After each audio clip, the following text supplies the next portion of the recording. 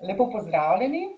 Današnje srečanje organiziramo v sklopu dnevov svetovalnih središč, ki se razprostirajo po celotni Sloveniji. Svetovalna središča za izobraževanje nudijo svetovalno podporo odraslim pri izobraževanju ter načrtovanju osebne in karierne poti. Nova realnost, katero ponovno močneje občutimo prav v teh dneh zaradi porasta okužb, tako ponovno, kjer le lahko vpeljujemo delo na daljavo, ter ostale preventivne ukrepe za zajezitev širjenja virusa.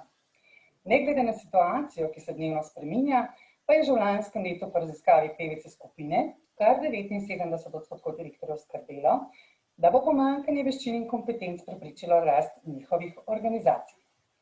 World Economic Forum pa je že letošnjega januarja opozarjal na to, da bo kar milijarda prebivalcev do leta 2030 potrebovala tako imenovani reskilling oziroma ustvarjanje novih veščin. Tako ta nuja ni prišla iznenada in ni je prinesla korona. Motnje oziroma destruktorji so prišli z rapidnim tehnološkim razvojem, pa tudi z demografskimi spremembami, katerim smo priča. Maja, drži to? Drži, definitivno. Morda kot zanimivo še tukaj, Slovenija je 7. najstarejša država na svetu in druga v Evropi. Seveda pa je epidemija koronavirusa to vrzel še dodatno poglobila. Pravzaprav, Maja, danes nas zanima, kako dobro smo v slovenskih podjetjih pripravljeni na tako imenovani reskilling in upskilling. In s tem namenom smo v goste povabili predstavnike podjetij. In sicer še morda samo toliko v vednost našim poslušalcem oziroma gledalcem. Dogovorili smo se, da se z gosti tikamo. Tako da pozdravljam Žigo Webra, direktorja proizvodnje podjetja Magneti d.d. Pozdravljam Tino Posavec, specialistko za razvoj kadrov z podjetja Hela Saturnus Slovenija. Antona Glavača, vodja skupine konstrukcija Žaromet iz Hela Saturnusa. Gregorja Skenderja, senior menedžerja Deloitte svetovanje, ter mojo sodelavko Majo Rotar, vodjo HR razvoja in HR svetovalko na javnem zavodu Cene Štupar Cilj. Preden začnemo s prvimi konkretnimi vprašanji, pa tudi vas, dragi gostje, vabimo k sodelovanju z vašimi vprašanji in tudi z vašimi uvidi na to temo. To boste lahko storili tako, da vaše vprašanje zapišete v komentar in morda tudi dvignete roko. Tako pa bi sedaj pričeli, kar z našim vprašanjem. Gregor, pričeli bi pri vas in sicer ste v vašem podjetju Deloitte v času prvega lockdowna, če se lahko tako izrazim, opravili eno zanimivo raziskavo med podjetji glede prihodnosti dela. Kaj je raziskava pokazala glede prihodnosti dela v tako imenovani novi realnosti, kot se zdaj to poimenujemo? Ja, dober dan, se slišimo v redu? Super, hvala. Lepo pozdravljeni vsi, hvala za vabilo in možnost, da sodelujem v tem webinarju. Res je, mi smo v času lockdowna izvedli eno, ne bi ravno rekel raziskavo, ampak bolj smo malo potipali teren, na kakšen način se podjetja soočajo s kadrovsko problematiko. Tega lockdowna mogoče bi na tem trenutku samo prosil, če mi za trenutek predaš ekran, bi samo en slajd pokazal. Predajam ekran, da bo lažje razumevanje. To pravzaprav bi rad pokazal samo zaradi kontekstualizacije. In sicer mi smo celoten koncept prihodnosti dela po covidu gledali malo bolj celovito. Po eni strani zato, ker sami lastno organizacijo poskušamo na nek način na novo osmisliti, po drugi strani pa to jasno posega tudi v storitve, ki jih nudimo na trgu. Nekako smo videli te ključne elemente prihodnosti dela po covidu, če želite, v teh 5 elementih, ki jih vidite tukaj. Danes se ne ukvarjamo z davčnimi in pravnimi vidiki, kar je pomemben element tudi na področju kadrov, ker je treba pravzaprav delovna razmerja na novo urediti, vzpostaviti interne postopke, procedure, postopke varnosti na delovnem mestu, zlasti v storitvah. Tisti, ki delamo od doma, vemo, da delo od doma v naši zakonodaji ni tako enostavno urejeno, tako da se treba pravzaprav s tem vidikom posebej spopadati. En poseben vidik je čisto fizična organizacija delovnega okolja, tukaj zlasti proizvodna podjetja so bila tista, ki so morala relativno hitro vzpostaviti neke nove procese in postopke, da so se prilagodila na delo v teh novih razmerah, da to ne bi vplivalo na redni delovni proces. Jasno tudi element spodbujanja digitalne transformacije. Morda precej poudarka je bilo na digitalizaciji v smeri digitalnih orodij komuniciranja. Jasno, tukaj govorimo o veliko širšem procesu digitalizacije proizvodnih procesov, poslovnih procesov. Skratka, nek zagon za to, da podjetja pravzaprav stopijo na to pot digitalizacije. To, kar je pa danes morda bolj v ospredju, sta pa ta dva elementa, ki jo vidimo spodaj. En je organizacija delovne sile, skratka, kateri zaposleni na katerih delovnih mestih in katere kompetence so ključne za upravljanje dela. To je ta, če želite, čisto tehnično-strokovni del, in potem tudi organizacijska kultura in dobrobit zaposlenih. Prav s tem vprašanjem se je pa mogoče malo bolj obsežno ukvarjala ta naša analiza. Pa, če dovolite, bi mogoče samo par minut namenil temu, kaj smo pravzaprav ugotovili. In sicer morda nekoliko zastareli rezultati, mi smo to izvajali aprila, če se pravilno spomnim. Vmes smo pravzaprav po tej krivulji sprememb že kar napredovali. Mislim pa, da nekatere zadeve vseeno ostanejo v veljavi. Ena izmed njih, ali pa recimo tako neko osnovno sporočilo je bilo, da je veliko podjetij zašlo v problem presežnega komuniciranja. To se tudi nam zgodilo, mi smo se pravzaprav ujeli v past presežne komunikacije z zaposlenimi na vodstveni ravni, med samimi zaposlenimi, dogodek na dogodek, virtualna kava za virtualnim webinarjem, skratka, planiranje časa je postalo do neke mere nemogoče. Jaz mislim, da smo se s tem pravzaprav soočali vsi. Mislim pa, da je to tudi neka učna krivulja, ki smo jo sami predelali in prežvečali in zdaj v bistvu znamo na nek način s tem upravljati. Nezanemarljivo dejstvo, recimo, ki smo ga pa zaznali, pa je, da so pravzaprav vsa podjetja praktično poročala o povečanih ravneh stresa zaposlenih, kar je pa neposredno povezano jasno z dobrobitjo in posledično tudi storilnostjo in delovnimi rezultati zaposlenih. Pravzaprav med ključnimi stresorji so zaposleni oziroma bolj kadrovske službe, ker nismo neposredno izvajali raziskav med zaposlenimi, navajali odtujenost znancev in sodelavcev. Skratka, ugotavljamo, da podjetja v slovenskem prostoru imajo tudi pomemben socializacijski element, česar se mogoče včasih malo premalo zavedamo in so pravzaprav sodelavci včasih tisti, ki sploh delovno mesto naredijo znosno za zaposlene. Potem pa še dva pomembna sta bila osamljenost in pa strah pred znižanjem plače. Strah pred znižanjem zaposlitve v tistem trenutku še ni bil tako močno prisoten, zlasti zaradi teh obsežnih verjetno ukrepov, ki jih je vlada pravzaprav takrat lansirala s protikoronskimi ukrepi. Pravzaprav po drugi strani, na tej pozitivni strani smo pa ugotovili, da se je v podjetjih bistveno povečala raven solidarnosti med zaposlenimi. To lahko potrdim tudi za naše okolje, kar je pravzaprav zelo spodbudno, in pa raven kreativnosti in iznajdljivosti zaposlenih, ker 2/3 teh, ki so bili anketirani, mi smo okrog 100 odgovorov dobili, pa je aktivno skrbelo za dobrobit zaposlenih. Skratka, so imeli neke programe, bodisi psihološke podpore, nekih skupnih dogodkov za druženje in tako naprej. Zdaj, če to mogoče malo poskušam kontekstualizirati v okviru te današnje razprave, če gledamo tisto znano krivuljo žalovanja, kjer je najprej pridemo do faze zanikanja, to fazo smo pravzaprav zdaj že prišli. Mislim, da smo že preko faze jeze v določeni točki in zdi se, da niže, kot je zdaj, ne bo šlo. Če govorimo jasno o nekem razpoloženju v kolektivih. Skratka, jaz osebno, pa tudi mislim, da se bom večina nas strinjala s tem, menim, da prehajamo v neko fazo sprejemljivosti, radovednosti, pravzaprav kako zapeljati delovni proces naprej, katerih veščin se naučiti in kako bolje delati, zato da se pravzaprav integriramo v neko recimo novo normalnost, kot ji pravimo, čeprav jaz tega izraza ne maram preveč. Zdaj pa mogoče samo še čisto na kratko, kar se tiče kompetenc v tem procesu, kar jaz opažam v prvi vrsti kot vodja in tudi kot nekdo, ki se tudi profesionalno ukvarjam z delom HR-ja, jaz namreč vodim en širok projekt sprememb organizacijske kulture v našem podjetju na evropski ravni, je pravzaprav kombinacija dveh vrst veščin. Tehnične veščine so nekaj, o čemer smo se pogovarjali že veliko pred krizo, in mislim, da tukaj se ni nič bistveno spremenilo. Skratka, te tehnološki disruptorji in potrebe po tehničnih znanjih so se povečale. S tem, da govorimo po eni strani o naprednih IT znanjih, kar je jasno ne zadeva celega segmenta zaposlenih, predvsem se je pa moral en velik segment naše delovne sile, omenjeno je bilo uvodoma, da smo zelo stara populacija, pravzaprav naučiti dela z računalnikom. Tako da te tehnične veščine so definitivno eden izmed aspektov krepitve kompetenc. Zlasti bi pa mogoče poudaril veščine, ki se pojavljajo pri ljudeh, se pravi te mehke veščine, v prvi vrsti na vodstveni ravni, po eni strani vodenje, po drugi strani upravljanje, se pravi leadership versus management. Mislim, da tega nismo do zdaj dobro razlikovali, pa prihaja v ospredje potreba po razlikovanju. Vodja je pravzaprav na nek način dobil vlogo nekoga, ki zagotavlja stabilnost v teh nenesnih spremembah In mislim, da je ta nenehen govor o agilnosti, o fleksibilnosti, o potrebah po spremembah potrebno uravnotežiti po drugi strani s tem, da imamo vodje, ki zagotavljajo neko stabilnost. Drugo vprašanje morda je remote leadership, s katerim smo se mi kar nekaj ukvarjali, skratka, kako zagotavljati leadership ob odsotnosti fizičnega kontakta.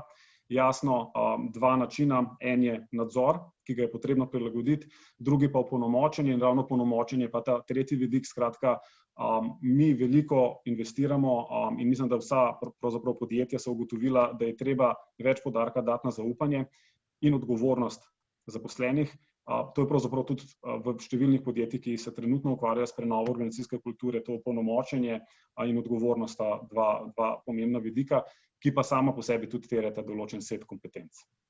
Mogoče toliko za uvod, pa bi potem v nadaljevanju kaj več povedal. Najlepša hvala, Gregor, odličen uvod, tako da bi en del mojih vprašanj preskočila in bi se morda kar obrnila na Žigo, Tino in Antona. Predvsem mogoče najprej Žiga. Kako dejansko ste vi to zaznali, to spremembo, kaj ste se morali storiti, ko se je odvila korona? Oboji ste proizvodna podjetja, pri vas je malce drugače, niste mogli iti na delo od doma, saj ne vsi. Kakšne stvari ste vi v bistvu ugotovili, kaj ste mogli se spremeniti? Zdaj, zdravo, se slišimo?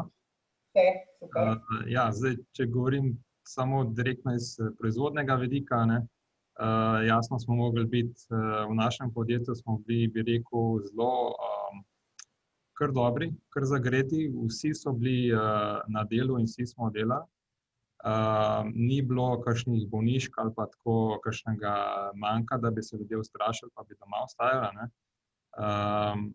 Je pa dejansko tako, da smo imeli zelo velike probleme glede vzpostavljanja zaščitnih ukrepov na delovnih mestih in hkrati, da delo poteka nemoteno, še posebej pri kakšnih fizičnih delih, ker pod masko absolutno se ne da dihati. Potem smo probali tisto distanco čim več vzdrževati, to je nekje najboljša rešitev in tudi najbolj preprosta. Zdaj neka delovna mesta smo pregradili, tam, kjer pač sedijo, pa se ne da drugače rešiti. Zdaj, kar se tiče samega vzdušja, moram reči, da je bilo zelo pozitivno.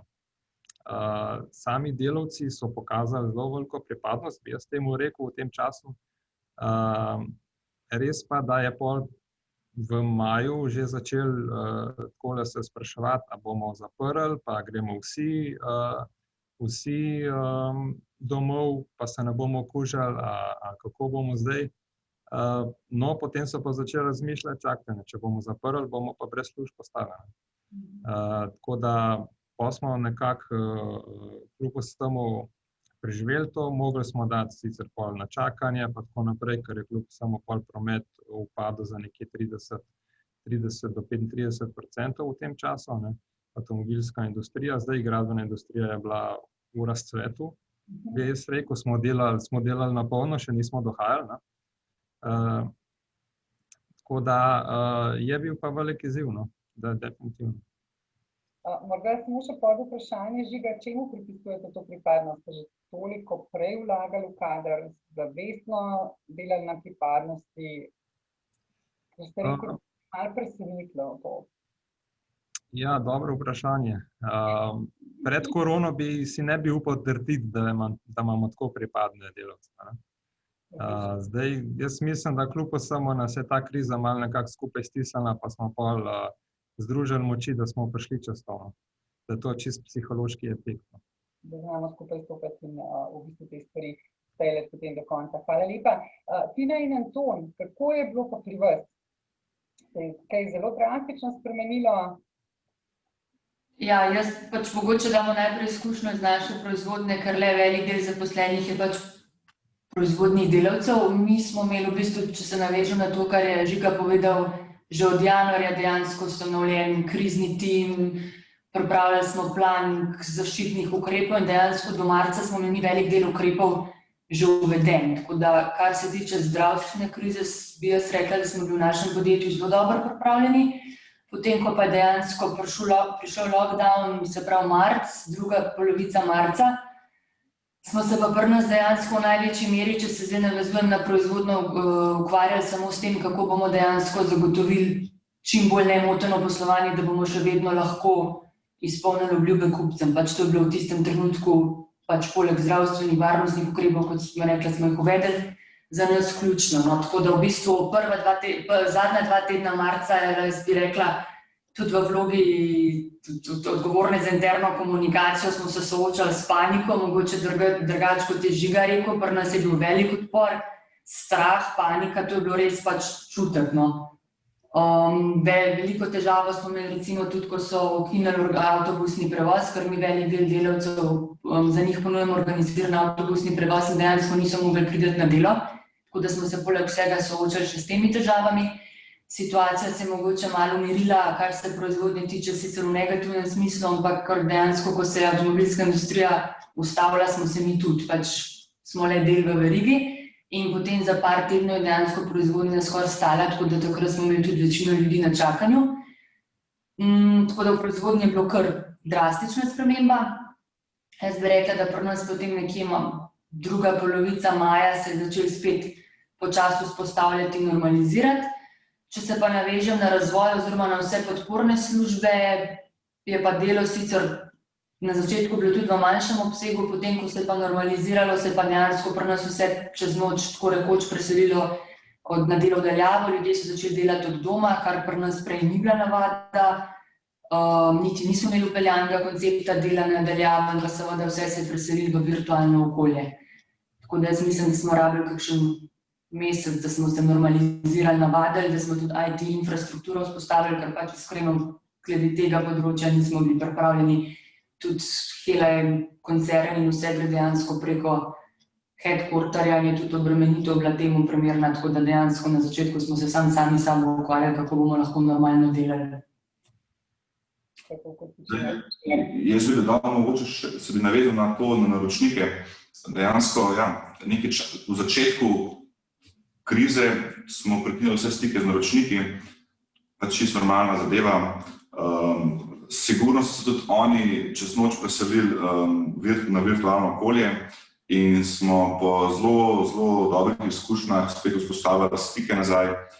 Delo je potem potekalo nemoteno. Zdaj, nekateri so pač jasno zaprli tovarne, ampak v razvoju smo še kar normalno delali. In dejansko je potekalo zelo dobro. Moram pohvaliti tudi svoje zaposlene, so dejansko res bili pripravljeni tvegati, medtem ko mogoče za proizvodnji, kot je kolegica Tina omenila, je bil odpor. Kolegi, ki pa delamo v razvoju, so pa dejansko čutili to potrebo, da stisnemo skupaj, ker konec koncev vejo, kaj pomeni shutdown. Shutdown pomeni samo, da se proizvodnja zapre, ampak da veliko število lahko izgubi službe. Zdaj pa moje mnenje je pa, da se je res spremenil time management. Tudi kolega Gregor se je že prej navezal na to. Jaz ne bom nič komentiral, da je bilo to slabo, ampak pač moj delovnik je bil čez cel dan. Marec, april, se prav dobro spomnim, smo delali po cele dneve. Pač vmes si imel kosilo, medtem ko si nekaj tipkal, ampak nič hudega. To je vsi smo se znašli v nekem takem čudnem vakuumu in času. Morda, Maja, vprašanje zate, če kdo od naših poslušalcev ne ve ali morda malce bolj grob opis, kaj pravzaprav je kompetenca, kaj je veščina in zakaj je pomembno, da jih podjetja popišejo, merijo, strateško razvijajo, predvsem v luči tega reskillinga in upskillinga, ker recimo korona nas je res vse sezula iz čevljev in se mi zdi, da je ta del res pomemben in kje v bistvu potem začeti pri kompetencah, pravzaprav, če še nisi nič pač v tem niti razmišljamo. Ja, najprej lep pozdrav še z moje strani, upam, da se dobro slišimo. Vsi ste mi dali take super iztočnice, da bi verjetno lahko zdaj govorila pol ure, no, pa ne bom obljubam, no. Zakaj govoriti o kompetencah? No, ne bi rada bila nekaj pokroviteljska, pa čez kompetenco čisto preprosto razložim, kot skupek nekih veščin, nekih sposobnosti, zmožnosti, znanj, motivacije, vrednot, da neko nalogo oziroma neko delo lahko kompetentno oziroma dobro, uspešno opravimo. Ne. Zakaj se sploh ukvarjati z njimi v podjetju, so nam naši gosti dali že res toliko dobrih iztočnic. Žiga, upam, da mi ne zamiraš, ker te bom zdaj izpostavila. Žigo sva se srečala lansko leto, v bistvu, mislim, da je bilo lani, no. Bilo je skratka pred korono, bilo je pred tem, preden je Žiga nastopil v bistvu svojo direktorsko funkcijo. In ne bom nikoli pozabila, ne, sicer smo se pogovarjali o vrednotah, ampak vsem, kaj je njemu pomembno bilo, ne, preden postane direktor, mi je bilo zelo pomembno v bistvu, da gradi to svojo kompetenco vodenja, ne. Gregor je prej dal jasno ločnico med tem, kaj je management pa leadership. Jaz sklepam, da se je v času korone zelo pokazala, ne, katere kompetence so pri posameznih vodjih močno oziroma zelo dobro razvite. Gotovo lažje tako krizo preživiš, če imaš ta svoj bazen kompetenc v podjetju popisan. Zakaj? Že zgolj zaradi tega v resnici, da se vse kadrovske funkcije lahko med seboj smiselno povežejo. Od selekcije, ki se je recimo v času korone dogajala lahko online, ne, pa že krepiš svojo digitalno kompetenco, do mentorskega sistema, do uvajanja, do merjenja kompetenc, do analize, do nagrajevanja in tako naprej. Se pravi, kompetenca ni zgolj en razlog, da nekoga oceniš, v čem ni dober, ne, pa je lahko še boljši, ampak je mnogo več. Zakaj se ukvarjati, zakaj imeti popisane, dejansko se pač pa lahko vrnemo k temu, kar si ti omenila. Ne moreš si nekega upskillinga in reskillinga, oziroma bom jaz po domače povedala, se pravi, nadgradnja neke kompetence in pridobivanja, osvajanja neke nove kompetence, če v resnici ne veš, kakšne so potrebe podjetja, kateri je tisti model kompetenc, ki ga mi rabimo. To mora biti izhodišče za popolnoma vse funkcije kadrovske, ki jih upravljamo. Ko gre pa za neke leadership kompetence, no, tudi z Antonom sva tudi imela že pogovore, moram pa jaz osebno reči, da naša izkušnja je taka, da vodje, sploh middle management, ne potrebujejo neke velike znanosti, pa nekih mnogih teorij o tem v bistvu, kako voditi, pa poslušati mnoga predavanja, ogromno jih je bilo, Gregor jih je omenil. Naša izkušnja je taka, da potrebujejo kar konkretne napotke, kaj v taki situaciji v bistvu sploh naredijo, kako naj odreagirajo, kako naj se pogovarjajo s svojimi sodelavci. Temu se bomo verjetno še vrnili kasneje. Morda samo kot zanimivo, da sem pri pripravi na ta webinar pregledala kompetence tik pred korono. Zelo je bilo izpostavljeno kreativnost, medosebnost, kolaboracija, strateško razmišljanje, ker me je zanimalo, koliko se je to spremenilo. In sem potem tudi naredila na eno spletno raziskavo med direktorji, so izpostavili 5 ključnih kompetenc, agilnost oziroma odzivnost, se pravi popolnoma nič novega. Ena kompetenca me je presenetila, to je čustvena odpornost oziroma v angleškem jeziku ta emotional resilience, kar je sigurno po moje dosti logično, koliko smo mi odporni na ta stres, to se je kazalo v vseh podjetjih. Gradnja sodelovalnih odnosov, change management oziroma upravljanje spremembe ponovno vstopilo v ospredje in pa fleksibilnost ter prilagodljivost, se pravi ta adaptability, se pravi prilagodljivost na spremembe, da nismo togi. In smo v bistvu pravzaprav ugotovili, da se te kompetence niti ne razlikujejo toliko prej kot, oziroma niso nastale neke nove. Me pa zanima, Tina, Anton, Žiga in Gregor, vaše mnenje v vaših podjetjih, ste vi zaznali kaj čisto posebno novega pri kompetencah oziroma znanjih, ki jih potrebujete, se vam je kaj popolnoma na glavo postavilo, ali je bilo bolj to iz tega spektra, ker smo šli na delo nadaljavo, mogoče če pričnemo pri Tini. Tina, kako je bilo pri vas? Jaz bi rekla, da drastičnih sprememb ni bilo. Po mojem mnenju tudi v bistvu, če zdaj gledamo sam čas pandemije, je zelo kratko obdobje, v to kratkem času se kompetence ne morejo na glavo postaviti, no, to je moje mnenje. Tako da zdaj, če govorimo čist delovne kompetence, pač zahteve delovnega mesta so enake. Se v pol leta niso spremenile. Če se spet navežem na proizvodnjo, tam je itak delovni proces, definiran delovne naloge in v bistvu potrebe po novih kompetencah prihajajo sproti, ko dobimo nove projekte in se morajo zaposleni pač naučiti, na primer, upravljanja nove montažne linije. Tako da take zadeve so itak pri nas stalnice in jih pač ob zagonu novih projektov oziroma sproti, ko se pojavijo potrebe po upskillingu, pač rešujemo oziroma izvajamo izobraževanja. Tako da čistih delovno-specifičnih kompetenc, jaz generalno rekla tudi za druga področja ne opažam, da bi bile kakšne posebne potrebe, čist drugačne. Bi se pa navezala, tako kot sem rekla, velika sprememba je pač popolna selitev dela v virtualno okolje. Tukaj pa mogoče niti ne bi rekla toliko ta tehnologija, uporaba tehnologije, ker v bistvu mi imamo vse dosti mlado delovno silo, ki jim je to domače, In mi smo recimo virtualno že predelovali, ker imamo pač globalne time, razvojne time po različnih lokacijah, konec koncev naročniki so večinoma iz tujih držav, tako da ta del je nam blizu. Kar jaz vidim predvsem mogoče potreba po teh osebnostnih kompetencah, ki so potrebne, ali pa mogoče vodstvene kompetence, ki so potrebne v teh novih načinih delanja v virtualnem okolju. Mogoče strani zaposlenega pa mi pade na pamet, ja, definitivno je pač ta čustvena odpornost, koliko jo je razvil oziroma jo ima že v predispoziciji, mogoče veliko večja mera odgovornosti, samomotivacije pri delu, ker je pač delo doma nekaj popolnoma drugega, manj nadzora, manj osebnega stika, več proaktivnosti, mogoče to opažam, da te ključne osebnostne lastnosti, ki bi jih bodo mogli mogoče v bodoče razviti zaposleni tudi bolj sistematično. Kar se pa tiče vodstvenih veščin, pa to lahko mogoče sem to navežem, ampak mislim, da bo tudi v prihodnosti velika potreba po razvoju nekoliko drugačnih vodstvenih veščin, če se bo delo premaknilo v virtualno okolje in pa če bo več hibridnih timov. Jaz bi zagotovo dodal, da bodo vodje morale razviti kompetence in sicer več empatije do zaposlenih, več zaupanja, definitivno. Recimo, večkrat smo imeli delo od doma oziroma delo remote work.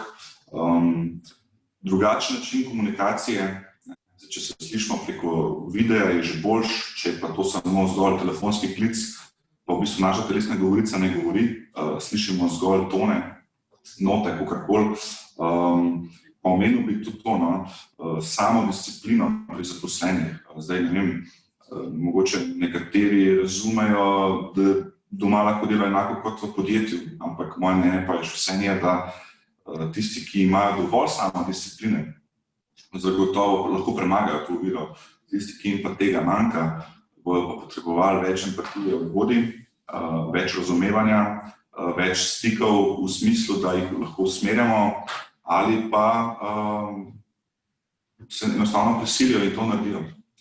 Mogoče, ne vem, nekateri bodo mogli tudi vzpostaviti kompetenco vodenja virtualnega tima.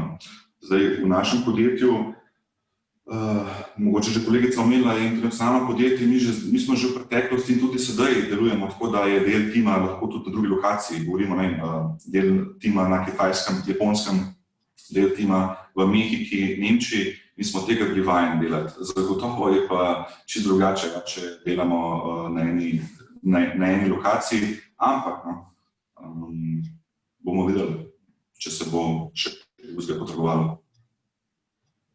Odlično. Žiga, pri vas, kako se je to pri vas odražalo? Ste kaj čisto novo pokazalo ali približno podobno? V bistvu je Tina že zelo dobro opisala tudi situacijo pri nas, zelo podobno.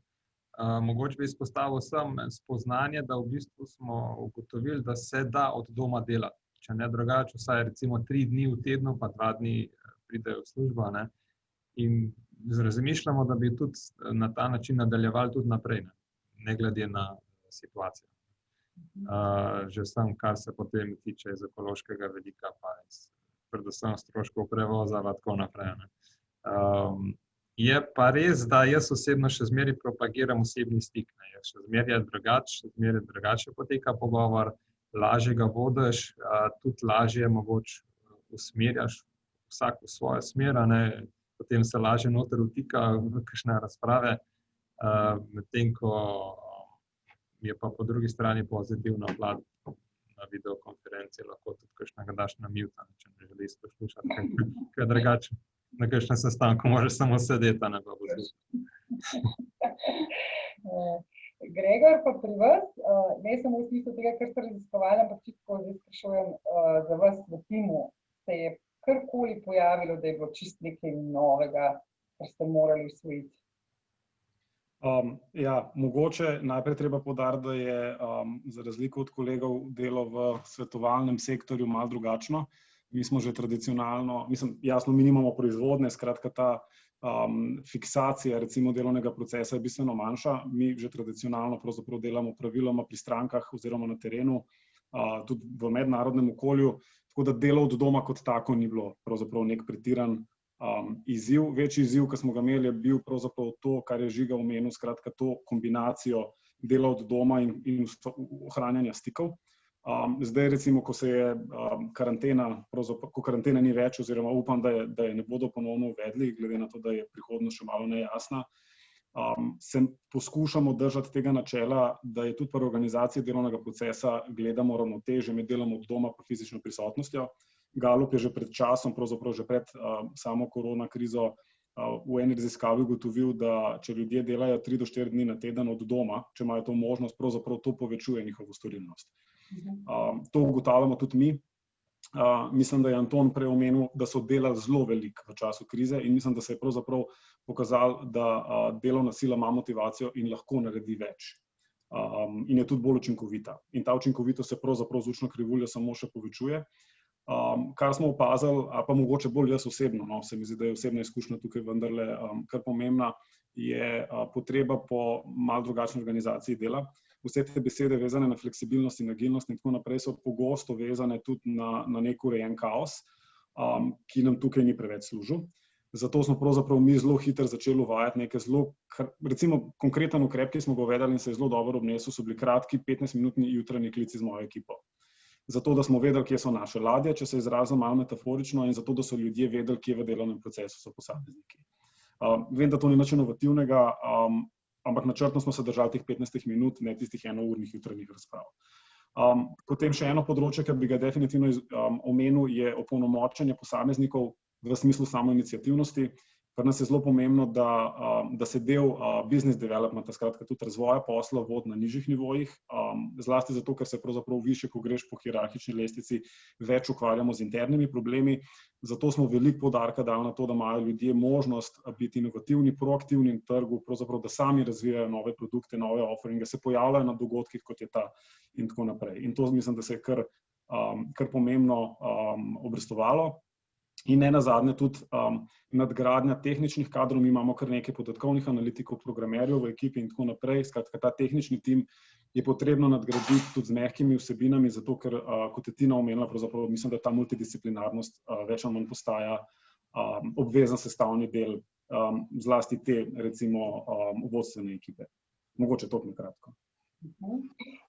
Gregor, ostala bi še za trenutek pri tebi, ko ste na to pripravljali, ste delali v bistvu še smernice, predvsem za remote work, tudi to smo se že pogovarjali.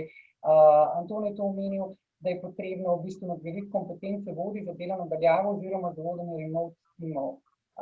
Morda tukaj na tem mestu vprašanje zate in potem še za Antona. Katere so pa ta znanja, ki jih pa vodje za remote delo potrebujejo?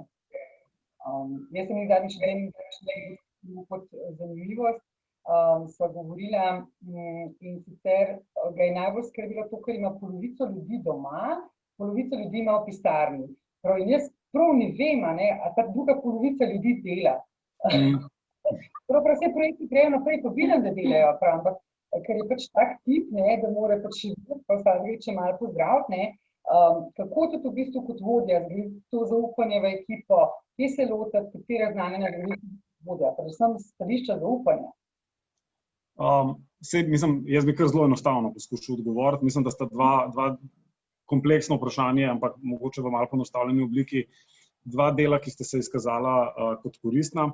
En del je poznavanje svojega tima.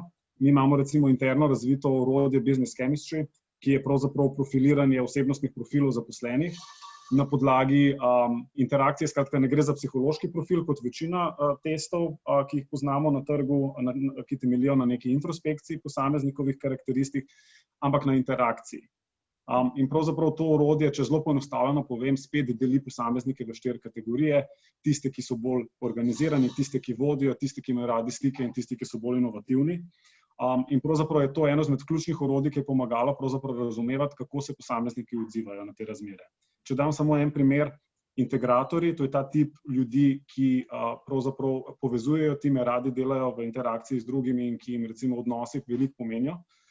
Te ljudi je pravzaprav treba vključevati fizično v delovni proces na samem delovnem mestu, ker se sicer počutijo odtujene. Po drugi strani je ljudi, ki imajo radi tabele, ki imajo radi urejanje, ki recimo lahko ure in ure preživijo sami zaprti v pisarni. To so ljudje, ki jih lažje pustimo doma in damo recimo in jih bolj osredotočimo na te delovne naloge, ki ne zahtevajo interakcije. To je zdaj malo poenostavljeno, jasno, da so te odnosi veliko bolj kompleksni, ampak to je definitivno eno izmed orodij. Eno orodje, ki ga jaz mogoče včasih, mogoče ne čisto pravično, ampak vendarle uporabljam, je nek peer pressure. Skratka, tisto opolnomočenje, o katerem smo govorili, včasih je dovolj, da se ekipi, ki dela od doma, da nalogo brez razdelitve odgovornosti, potem se pa ekipa sama zmeni med sabo. Če so 3 ali pa 4 v ekipi, je velika verjetnost, da bo freerider hitro opažen. Zato se mi zdi, da včasih ni potrebno podcenjevati sposobnosti timov, da se samo organizirajo in je to opolnomočenje pravzaprav kar pomembno. Ne nazadnje pa potem tudi cel proces change managementa in pa mogoče tudi korporativnega komuniciranja. No. Tukaj mislim, da smo vsi se trudili, pa mislim, da bi lahko to bolj speljali. Skratka, način, kako smo spremembe komunicirali kadrom. Mislim, da je to tisti prvi šok, ker smo vsi tipali kako, na kakšen način. Mogoče, Anton, samo prej se pomaknemo naprej. Če pa smo dobili strani tehnika, kako se imenuje to, ki bili posamezniki in ali je potreben kakšen dostop oziroma naročnina, to, kar si omenjal, da vi uporabljate za razporeditev v 4 skupine. Je to vaše interno orodje, Gregor, ali je to kakšno splošno orodje? To je sicer interno orodje, ki smo ga razvili za lastne potrebe. Vem, da se sicer trži, ampak bolj v anglosaksonskem svetu. Je na voljo tudi za druge, je pač konkurenčno orodje recimo nekim drugim, ki poznamo, recimo tudi Gallupovo orodje so tukaj poznane in drugi osebnostni testi. Vem pa, da obstajajo tudi neke pilotne variante za kakšno zainteresirano javnost. Tako da se pravzaprav lahko ljudje najprej spoznajo s tem, pa vidijo, če jim sploh ta način dela oziroma profiliranja kadrov odgovarja. Super, Katarina, upam, da ste zadovoljni z odgovorom, če ne pa še kar napišete. Anton, še pogled na vodenje remote timov, vaše strani? Ja, malo bi se navezal na Gregorja.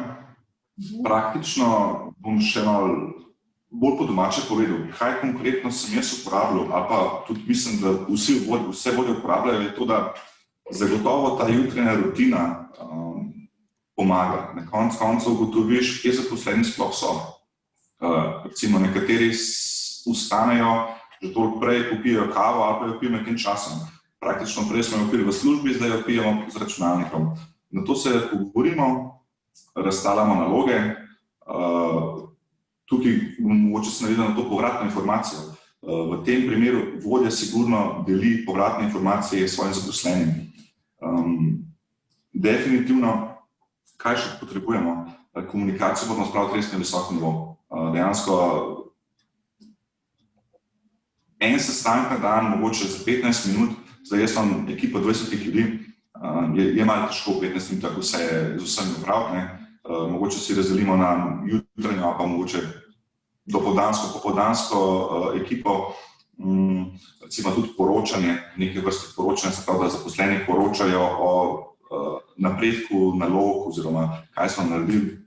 Zdaj, jaz sem recimo naredil to, da imamo neko standardno poročilo, predvsem lepimo slike brez besed, ker jaz tudi nimam časa tega brati, ampak enostavno je zalaufal. Tako da mogoče še kaj, čustvena odpornost, to definitivno, ampak zdaj v bistvu mogoče zaposleni ne poznajo tega pojma. Nikoli nismo nudili, da se izobražujejo v smislu čustvene odpornosti, ampak zagotovo to imajo. Mogoče se ne upajo niti priznati. In prenos informacij in zagotovo je tudi povratna informacija zelo pomembna. Če lahko skočam, kaj so sodelavci v bistvu Antonovi, Anton, če smem rekli o njemu, recimo ena od stvari, ki se mi je zdela tudi ključna, ker je Anton počel praktično na dnevni bazi, je bil ta zelo dober pretok informacij.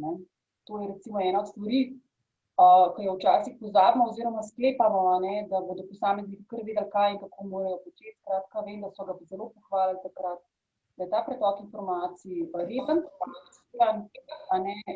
in so dejansko dobivali vse informacije, ki so potrebovali, da so lahko nemoteno delali. Tako da si mogla večkrat skočiti. Super, odlično. Žiga, mogoče še, Anton, ker opravičujem se pa. Sam to mogoče udobno. Zdaj, specifika dela od doma je tudi ta, da ljudje rabijo imeti informacije danes, ne jutri. Vozijo se, recimo, živijo toliko stran, ali pa ne imajo družine in potrebujejo informacije on time. Noben ne bere mailov po noči. Večina, recimo, vladnih smernic pa prihaja ravno zvečer, ampak smo se nekako organizirali. Če morajo tudi zaposleni bolj vodji zaupati. Žiga, mogoče še vaš pogled na to? Se pravi na delo, se pravi, kako naj vodja dobro opravlja delo nadaljavo. Kakšen vaš uvid? Jaz s proizvodnje težko komentiram, ker kakšne tako napredne tehnike nimamo, da bo doma kontroliral stroje. Zdaj, delo od doma, ja, dejansko, če tako povedal, smo bili veliko sami prepuščeni. Tisti, kjer smo ostali, smo bili praktično potem najvišje rangirani v podjetju in smo bili odgovorni za vse. Dejansko in se strinjam s tem, da se poveča odgovornost in potrebna tudi večja samoiniciativnost in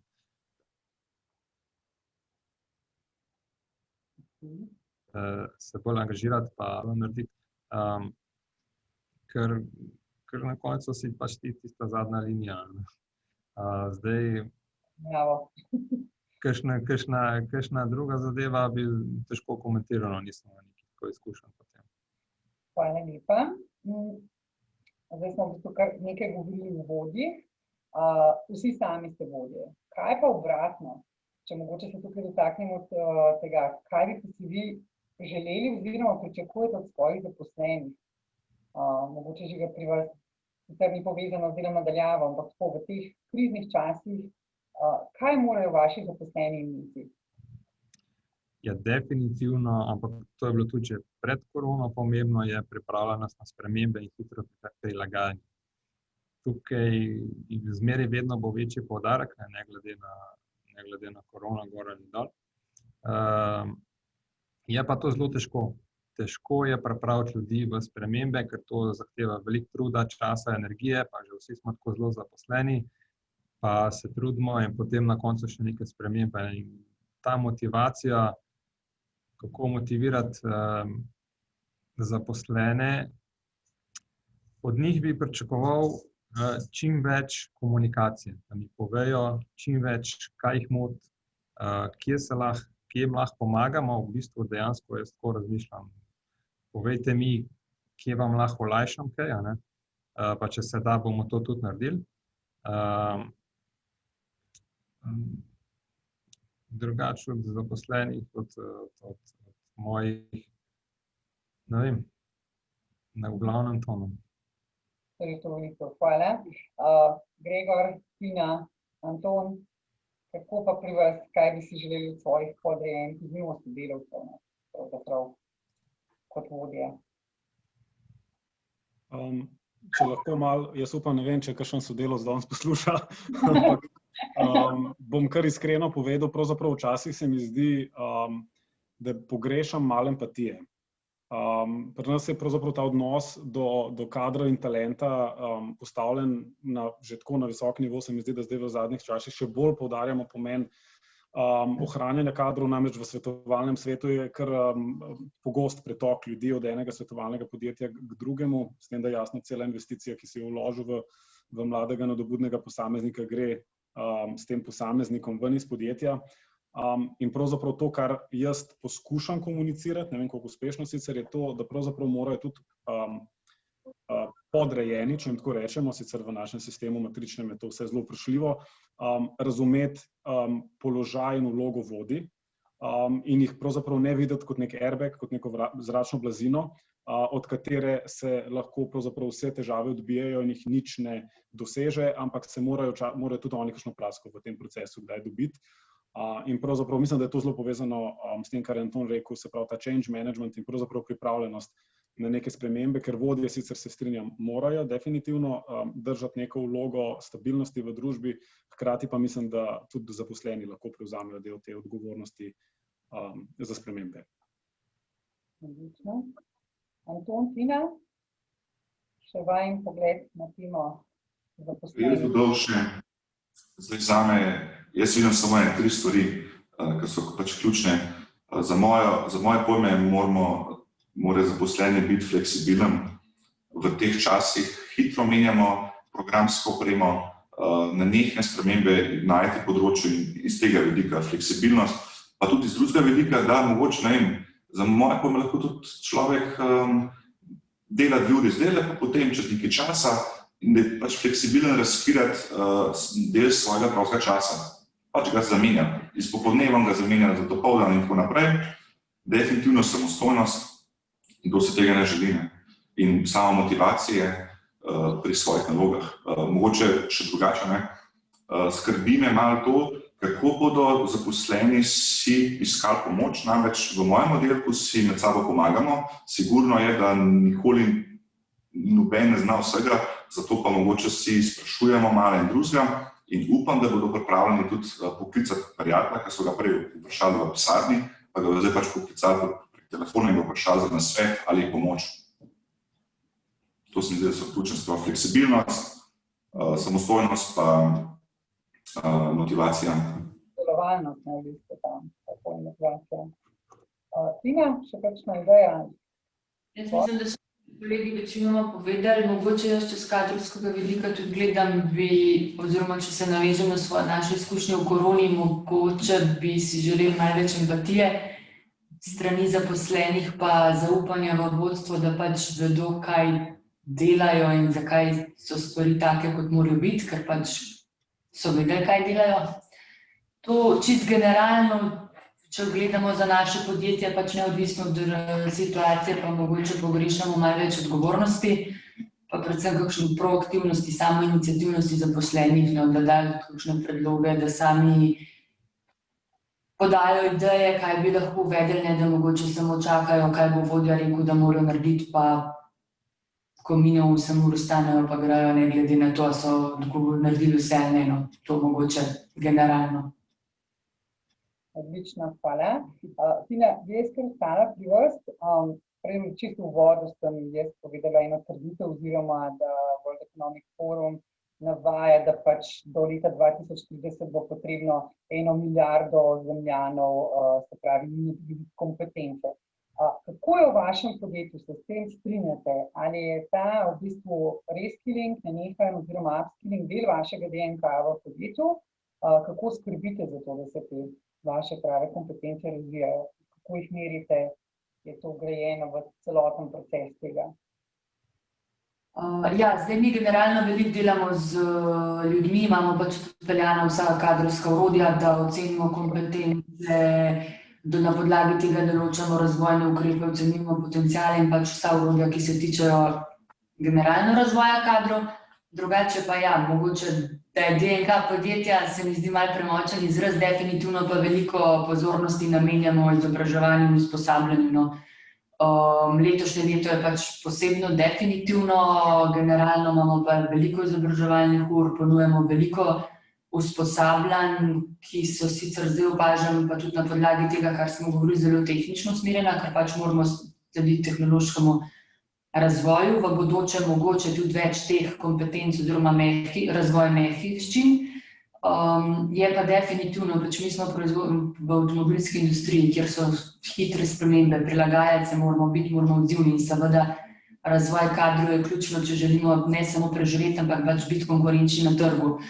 Tako da ta tehnološka naprednost definitivno prinese za sabo tudi to, da je treba veliko pozornosti namenjati razvoju kompetenc.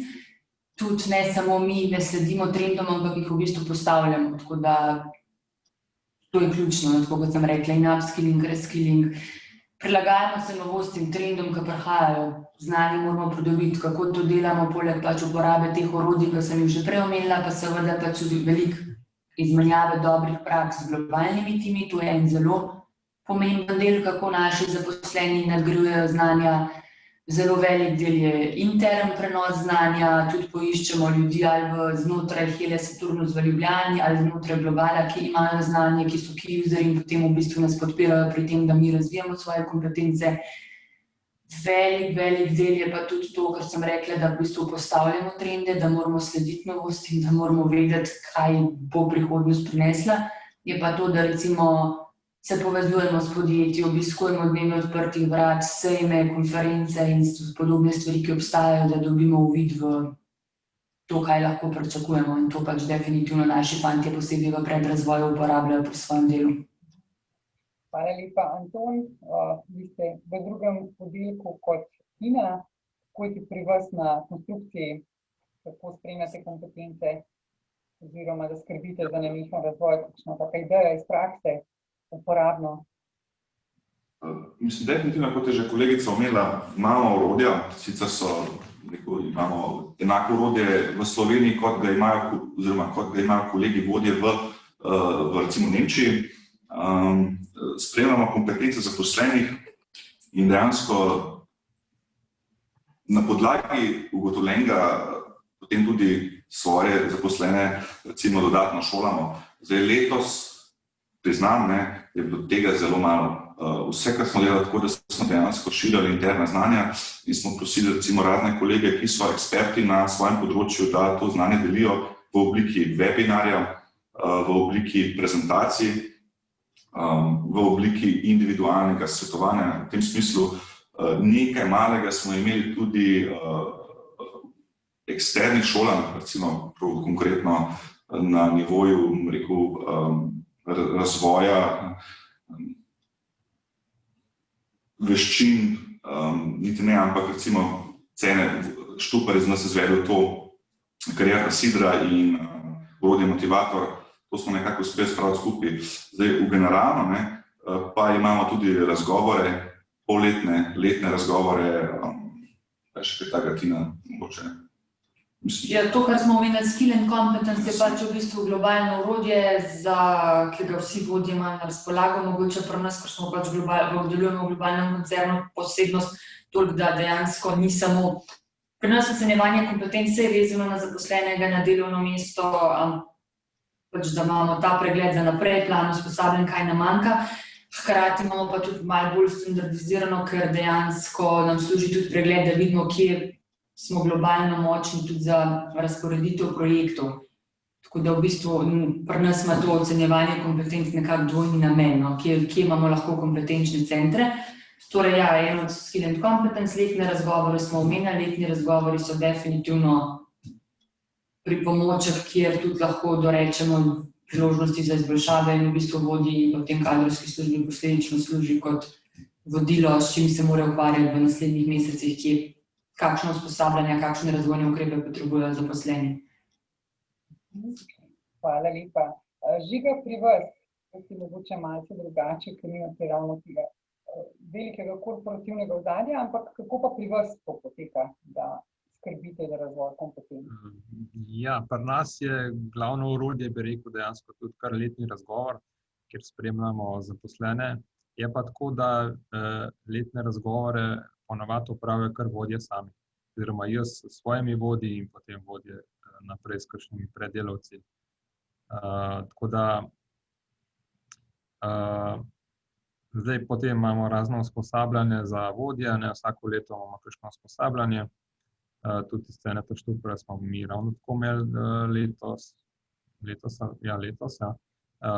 karierna sidra.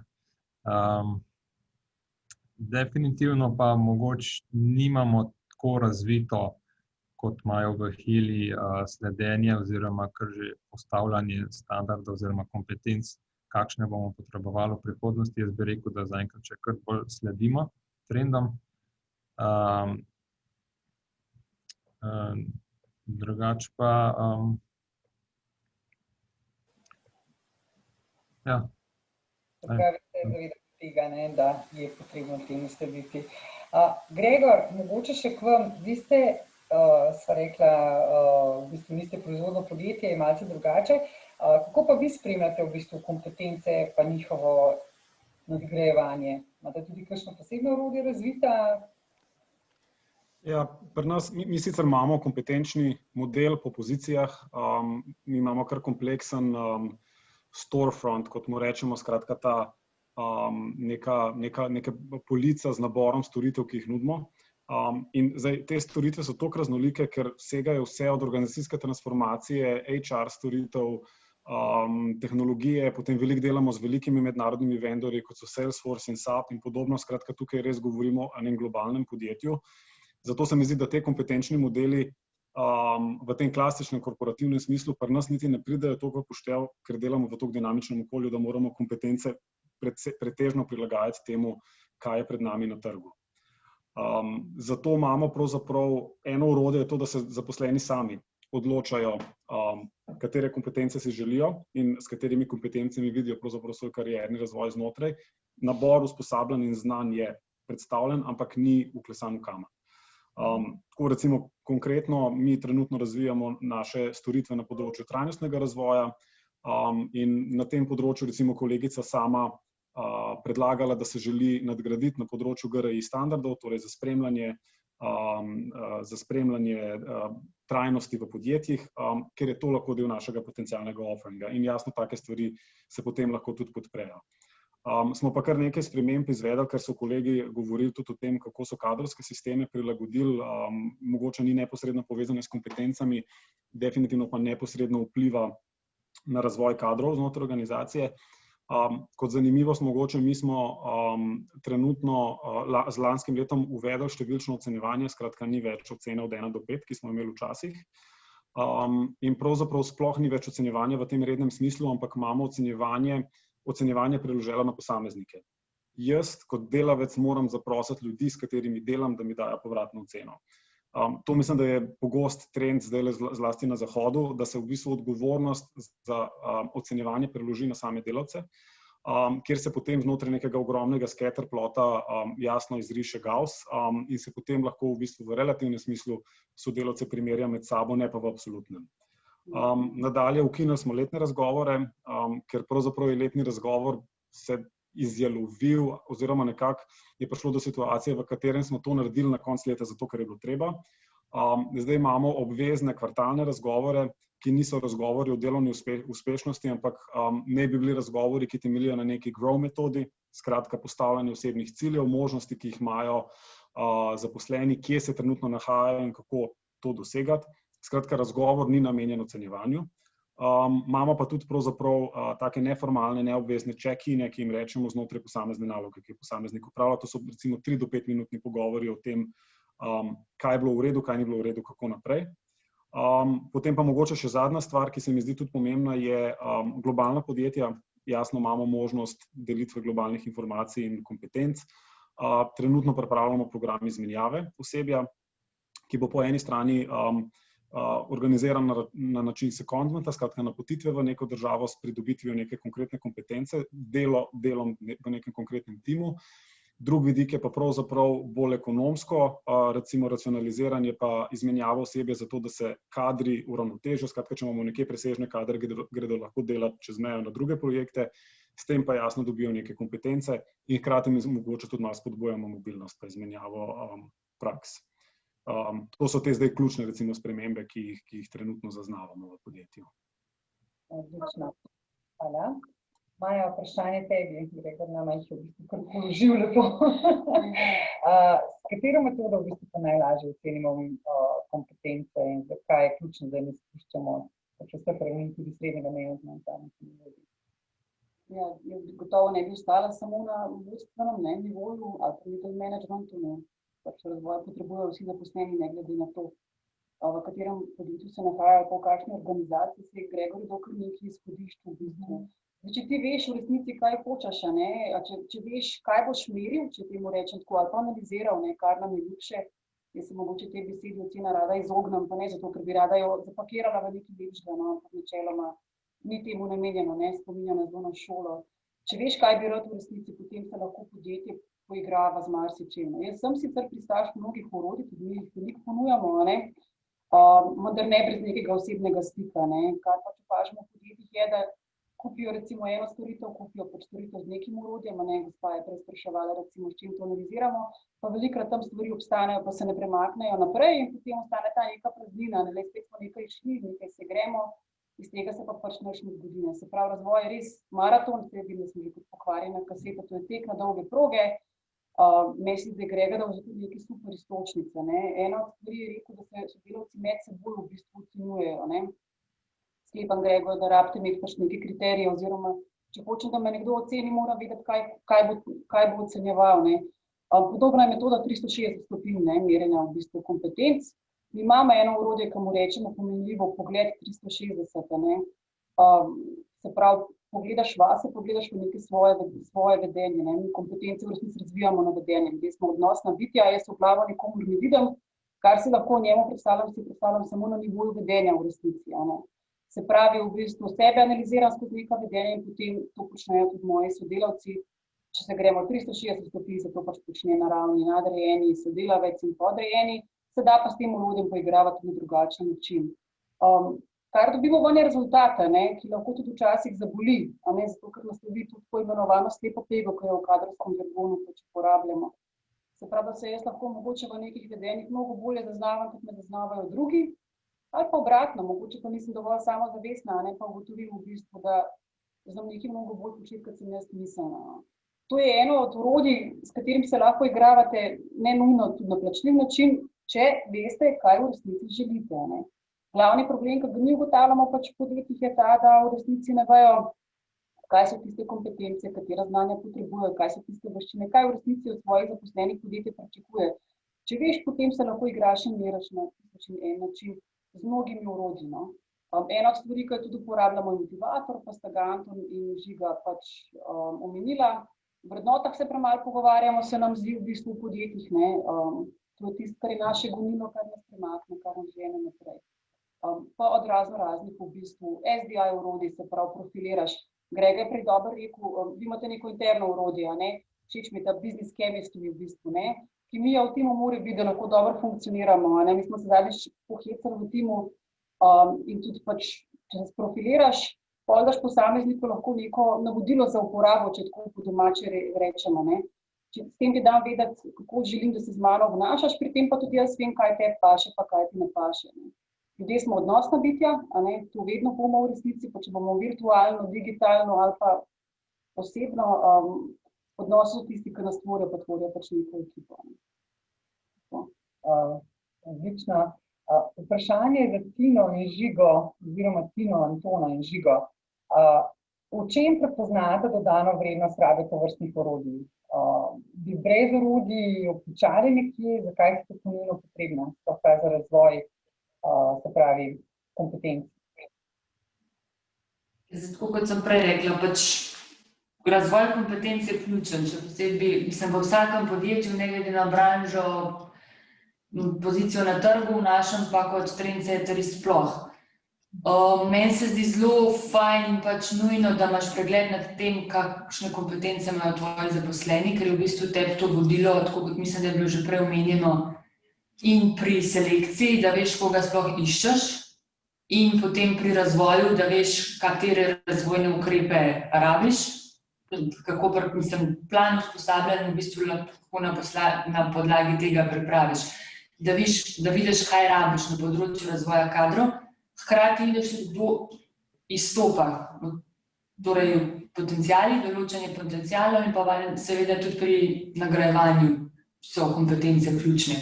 Tako da meni se zdijo vsa ta orodja ključna, smiselna za vsa področja, ki sem jih naštela. Če pa zdaj, če grem še malo izven tega, vidiš, kje imaš manko, kaj boš potreboval, če predvidevaš, kaj bodo trendi v prihodnje, recimo to, kar smo tudi že se pogovarjali, mogoče malo primer izven vsega, ampak opazili smo v koroni, kaj nam manjka, predvsem smo se zdaj mi dotaknili osebnostnih kompetenc. Torej, nam v kadrovski službi je to zdaj nekako osnova, ko se bo stanje pri nas normaliziralo, ki se pa če ni, kaj bomo mogoče lahko, oziroma bomo mogli drugo leto delati, da bomo v trendu, v koraku s časom, da bomo lahko sledili temu. Če pa se recimo navežem, kaj jaz vidim kot koristi za vodje, pa mogoče, če se navežem tudi na to, kar je Anton z vami v sodelovanju s Senetom Štuparjem izvajal motivacijske dejavnike, je pa definitivno tudi za vodjo pomembno, da ve in kaj znajo njegovi zaposleni, kaj mora razvijati, kar sem v bistvu že omenila, hkrati pa tudi njihove vrednote, motive, kaj jim je pomembno, ker je to zelo uporabna metoda pri načinu vodenja in pač niti en človek ni enak, meni paše nekaj, nekomu drugemu nekaj, in če pač vodja se mora temu prilagoditi in v bistvu posameznika pa spozna tudi z uporabo teh orodij. Morda še eno pod vprašanje. Koliko opažate, da je pri prenosu znanja ta osebni stik učitelj-učenec, če se lahko tako izrazim, pomemben za transfer znanja, ali v bistvu vaši zaposleni so sproščeni v tem delu, da lahko delajo nadaljavo, prenašajo znanje nadaljavo, prevzemajo znanje nadaljavo oziroma da posvojijo ga, usvojijo. Koliko se vam je pa to izkazalo kot, bom rekla, težava oziroma ne težava? Zdaj, čisto težko 100% ocenim, ker pri nas se izobraževanje v veliki meri zaustavlja in pač mogoče nimamo izkušenj z vseh različnih področij. Pri nas zdaj v bistvu kar virtualno izvajamo so kakšne softverska orodja, take tehnične zadeve, kjer se to da, bi rekla, po mojih dosedanjih izkušnjah. Če se navežem na proizvodnjo, ni variante, da je karkoli virtualno, pač to bo po moje še nadaljnjih toliko in toliko desetletij v živo, ker pač prvo nimamo orodij, nimamo usposobljenih ljudi, niti pač ne moreš pokazati, kako en stroj deluje, razen pač kakšni res high-tech roboti, to je drugo. Generalno pa mislim, da pri kakšnih soft skillsih, mehkih veščinah, workshopih, nismo jih sicer izvajali, sem slišala feedback mogoče od koga drugega, iz katerega drugega podjetja, pa mislim, da je pač osebni stik še zmeraj ključen, da je recimo uspeh neke delavnice s področja komunikacije, vodenja podobnih mehkih veščin pač v živo veliko večji, kakor virtualno. No, virtualno je mogoče po mojem mnenju, ker sem tudi bolj za osebni stik, ja, pač zakrpamo neke luknje, ker druge nimamo, ampak da bi pa jaz videla, da čez 2 leti, če bo korona mimo ali pa 1 leto, kadarkoli, da bi pa vsi to ohranili virtualno, pa mislim, da ne. Ker tudi zdaj težnje je vsem, da bi vsi raje šli v živo. Konec koncev, kar se tudi mogoče malo off topic, ampak ja, delo nadaljavo pri nas oziroma delo od doma je bilo zmeraj vroča tema, ker je nismo imeli, ko pa je bila naenkrat 24 ur na dan, 7 dni v tednu, so se pa ljudje kar radi vrnili nazaj, no, ker pač smo le socialna bitja in tudi služba je del druženja in pač rabiš 3 minute, da nekoga vprašaš, lažje nekoga reši zadevo, če stopiš do sodelavca, mislim, da pač ta vidik, ne glede na to, koliko bomo šli digitalno, tehnološko naprej, še zmeraj ne bo vse 100% digitalizirano. No. Pač osebni stik je, mislim, da zelo pomemben. Hvala. Anton, mogoče še kakšna misel na to temo? Če se lahko kar navežem na kolegico, moje mnenje je, da popoln digitalen prehod še ne bo danes, ampak bo to res potrebno veliko prakse, mogoče govorimo o 50 let. Jaz si ne predstavljam trenerja nogometne ekipe na igrišču. Ne predstavljam se, enostavno bomo povedali, kaj bo prinesla prihodnost. Sigurno tudi, kot se je kolegica Tina omenila, nekateri moji niti nočejo delati doma, čeprav je zaželeno. Nimajo mogoče okolja, zdaj, a bo podjetje dolžno jim urediti tudi prostore, to pa ne vem, ampak jaz mislim, da kdor noče ne pride, osebni stik je zagotovo tudi to, da govorimo s telesom, nekoga mogoče potreplaš po ramenu, pa mu to tudi nekaj pomeni, ali pa najde prave besede, da mu sežejo tudi globje. To, sem to no. Hvala lepa. Žiga, pri vas uporaba teh orodij, ste zaznali potem kakšne spremembe, da je to bolj urejeno vse skupaj in pa ta osebni stik, prenos znanj, kako se je to pri vas odražalo? Ja, definitivno je velik plus, da spoznaš mogoče tudi kakšno karakterno lastnost, ki jo do zdaj nisi zaznal pri komu in znaš bolj pravilno nastopati do njega, bolj pravilno reagirati. Dejansko je res zelo odvisen ta osebni pristop do vsakega posameznika posebej, vsak ima čisto neke svoje razmišljanja, poglede, lastnosti in do vsakega moraš malo drugače pristopiti in dejansko potem vidiš, kako se pozitivno odzovejo, če imaš pravilni nastop do njih. se vidi razlika, definitivno se vidi. Po drugi strani pa žal ne morem vsakega razporediti na takšno delovno mesto, kot bi mu po teh testih bolj ugajalo. Pač tukaj smo še zmeraj omejeni znotraj nekih okvirjev, probamo narediti, kar se da, ne da se pa zdaj vsakega dati na neko idealno mesto za njega. To se pač moramo zavedati. Mogoče v kakšnem večjem podjetju ker je večji bazen, se da več premeščati ljudi, pri nas je to malo težje. Je pa dejansko res, da mogoče kadrovski sektor postaja vedno bolj pomemben, ker je karakter človeka že bolj pomemben skoraj kot njegove znanja pa njegove kompetence. Ker znanje se da naučiti, karakter je pa pride človeku. In tlele je pa zato zelo velik poudarek na kadrovski. Super. Gregor, morda še ti, kako je pa pri vas, vi imate razvitih svojih orodij tudi veliko število, veliko delate nadaljavo, kaj pa ta osebni vidik, prenos znanj, kako se to odraža pri vas v podjetju, sploh s stališča kompetenc? Ja, ne vem, to mislim, da je težko vprašanje tako generalno za odgovoriti, ker je pretežno odvisno tudi od preferenc posameznika. Mi imamo pravzaprav že tradicionalno celoten nabor ali pa neko knjižnico online treningov. Nekateri so interno plačljivi, nekateri so brezplačni, globalno razpoložljivi. Če jaz izhajam iz osebne preference, zame online treningi niso enaki. Vem, da pač enaki kot recimo učenje v učilnici. Na splošno se mi zdi, da je, kako bi rekel, količina znanja, ki jo odnesemo, bistveno manjša, zaradi tega, ker preprosto gledanje v ekran ponavadi za seboj pripelje pomanjkanje fokusa. Tako da verjetno je to vprašanje samodiscipline. Je pa dejstvo to, prej je bilo omenjeno, da ni možno vsega prenesti v online okolje. Jaz se definitivno strinjam, veliko treningov je potrebno izvajati na kraju samem.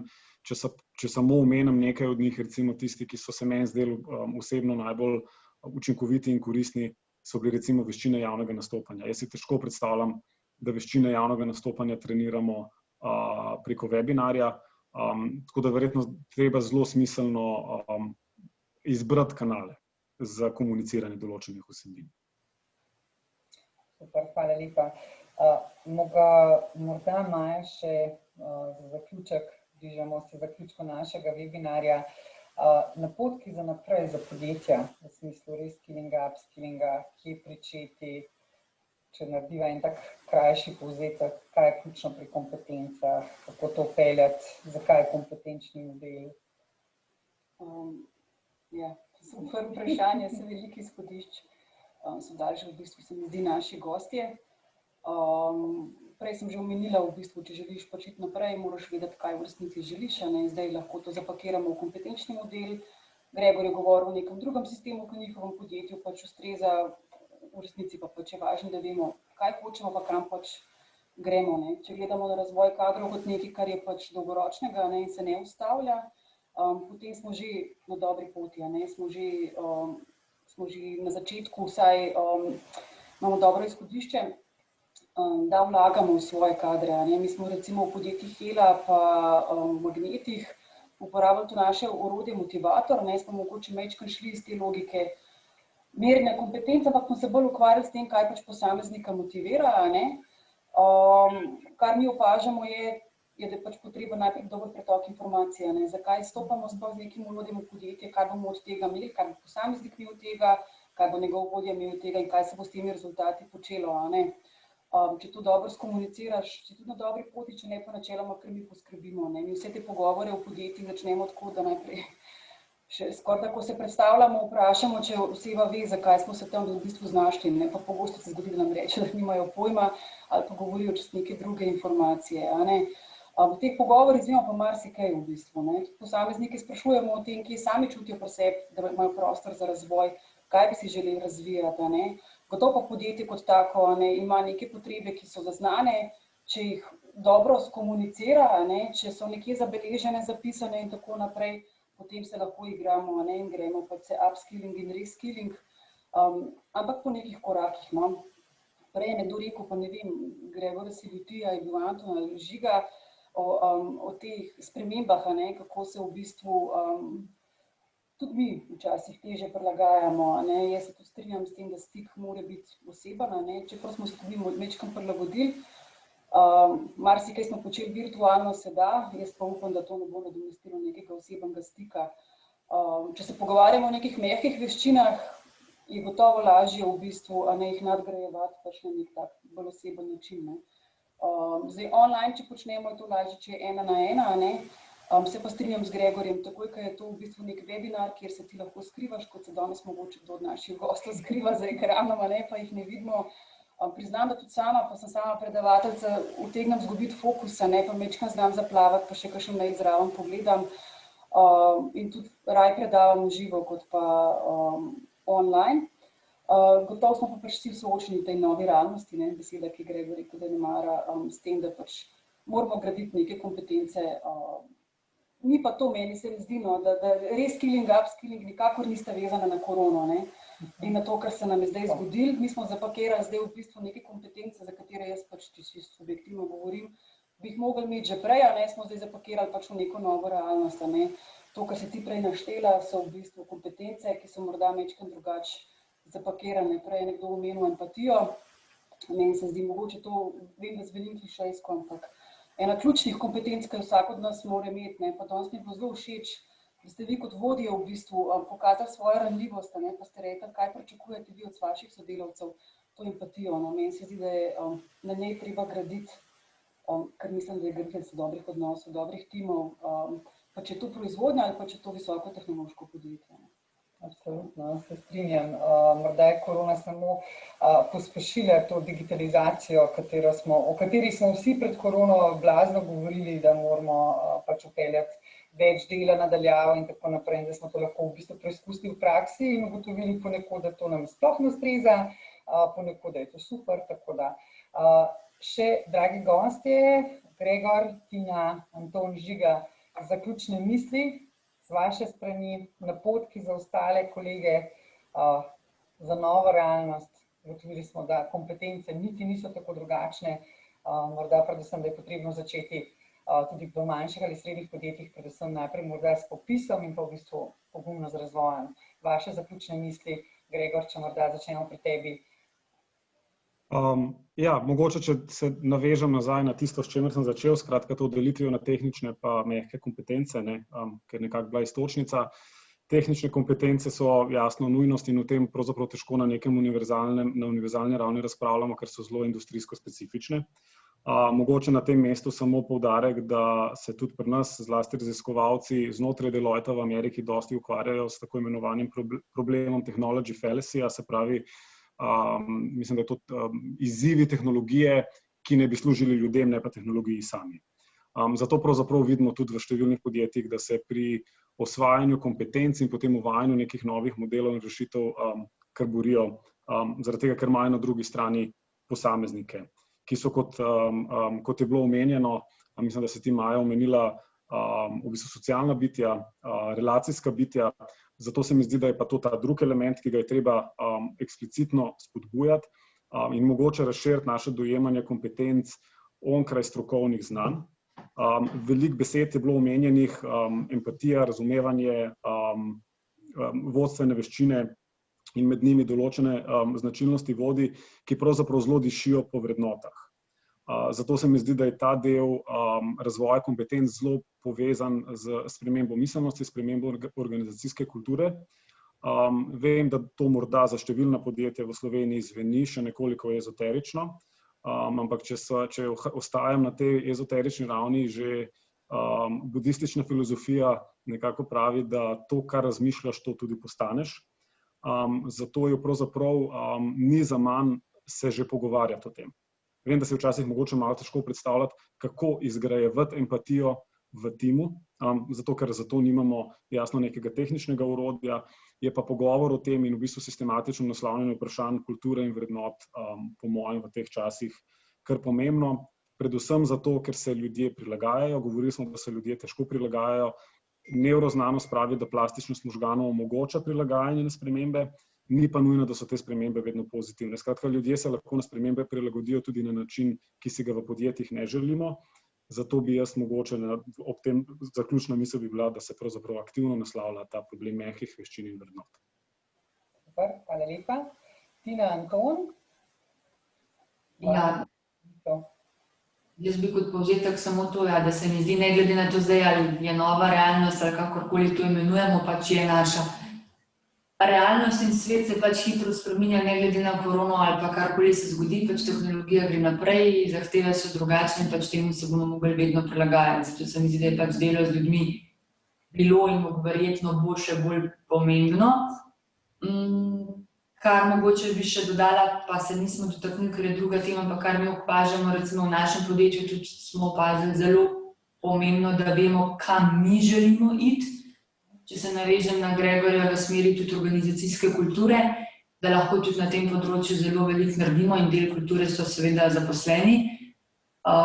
In za naše obstoječe, da bodo zadovoljni, da se pač podjetje, vrednote podjetja, njihove sklade, hkrati pač tudi za bodoče zaposlene. Tukaj se mi zdi tudi eno pomembno področje mogoče za v prihodnosti za nas. Če lahko dodam še jaz mislim, da mora biti vodja bolj prijateljski v tem času in nič uradniški, da tudi pri zaposlenih boljše deluje. Mogoče zelo pomembno je. V Heli bom rekel, da smo res naštudirali tudi to, da moramo vedeti tudi vodje, kam gremo in s tem lažje usmerjamo tudi svoje zaposlene. Hvala lepa. Žiga, na misel. Jaz bi se tudi kar na Antona navezal, dejansko si želim večje povezanosti v skupinah, ker to avtomatsko pomeni boljše razumevanje posameznika znotraj skupine in pa tudi spoštovanje, ker dejansko ugotavljam, da kadar neka skupina dobro funkcionira, stvari kar same tečejo. Ne rabim jih nadzirati za vsako malenkost, ne rabim vse preverjati, ne rabim jih opozarjati, ne rabim jih usmerjati. Enostavno kar gre. Želim si več tega in se mi zdi, da je to tista smer, ki pač potem na koncu prinese produktivnost dodano vrednost. Odlično. Enako kot je ekipa uigrana pri orkestru. Moramo vedeti, kaj levo, desno dela nekdo, da potem lažje vse skupaj steče. Morda tokrat še našim udeležencem webinarja, če imate še kakršnokoli vprašanje, nam ga hitro zapišite za naše goste. Drugače pa najlepša hvala našim gostom za te odlične uvide. Mislim, da smo kar zelo dobro razdelali, kje smo v slovenskih podjetjih in vidimo, da se kar nekaj dela, oziroma nekateri so trendsetterji, nekateri pridno v bistvu sledijo, predvsem pa vsi se zavedamo in se razvijamo in morda še za zaključek te ključne kompetence, kot pa z Majo že ugotovili, oziroma kot smo vsi skupaj ugotovili, komunikacija nikoli ne gre iz mode, še bolje moramo poglabljati prilagodljivost, danes smo na novo odkrili empatijo, predvsem obratno, se pravi od zaposlenih do svojih vodij in podprto za spremembe in pa sprejemanje novih znanj. Vkolikor boste v vaših podjetjih potrebovali pomoč pri razvoju kompetenc, reskillingu in upskillingu ali pa le idejo, ki pričeti, naj omenim, da naše podjetje oziroma naš zavod Cene Štuparcil izvaja 2 evropska projekta, svetovanje za zaposlene in korak kompetence za razvoj kariere, preko katerih so tudi te določene aktivnosti in izobraževanje za vas lahko tudi brezplačna. Za več informacij se lahko obrnete na sodelavko Majo, njene kontaktne podatke pa vam bomo posredovali v zahvalnem sporočilu. Tako da, če bi želeli kakršnokoli idejo, kar pogumno se obrnite na nas, to je pa naše poslanstvo in ki ga z veseljem opravljamo. Hvala lepa tudi našim gostom, hvala lepa poslušalcem, tudi gospa se je zahvalila, da smo bili super, me zelo veseli, res se mi zdi, da je bila imenitna družba, tako da še čisto za zadnje, ima še kdo kakšno iskrico za deliti, drugače se bomo poslovili. Maja? Ne, želim vam lep preostanek dneva, pa mogoče poudarek na vrednotah, ki je Gregor tako lepo zaključil, da niso kompetenca kot taka, no, so del kompetence, tako da ukvarjajte se s tem, tam leži v bistvu vsa srž in vsa bit našega dela, našega delovanja. To je naš motor, ki nas poganja. Odlično. Gregor? Samo hotel sem se zahvaliti, pozdraviti vse, pa upam, da se ob kakšni priliki spet malo vidimo. Tudi v živo, a ne? V živo. Tako, še morda ti, Anton? Ja, tudi Hela se zahvaljuje za povabilo in verjetno bomo še kaj sodelovali, tako da nasnidenje. Tako. Najlepša hvala vsem, ki ste bili z nami in pa vam želimo, da ostanete tudi zdravi. Adijo. Ja.